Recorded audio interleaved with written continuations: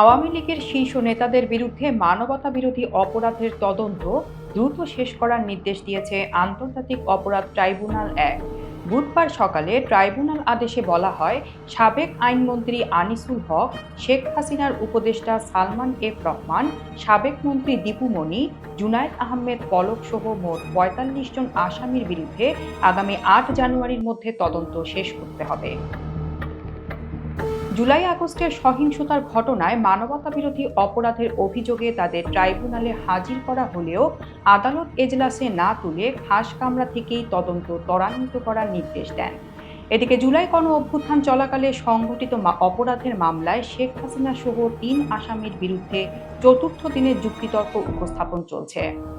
বিচারপতি গোলাম মর্তুজা মজুমদারের নেতৃত্বে চিফ প্রসিকিউটর তাজুল ইসলাম আজ শেখ হাসিনার বিরুদ্ধে যুক্তি তুলে ধরবেন।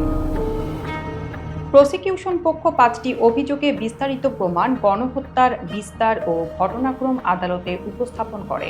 পাশাপাশি আশুলিয়ায় মরদেহ পোড়ানো মামলার সাক্ষ্য গ্রহণও চলছে আন্তর্জাতিক অপরাধ ট্রাইব্যুনাল ২-এ। এই নির্দেশে জুলাই আগস্টের সহিংস ঘটনায় যুক্ত আওয়ামী লীগের শীর্ষ নেতাদের বিচারের প্রক্রিয়া আরও গতি পেল বলে মনে করছেন আইন বিশেষজ্ঞরা।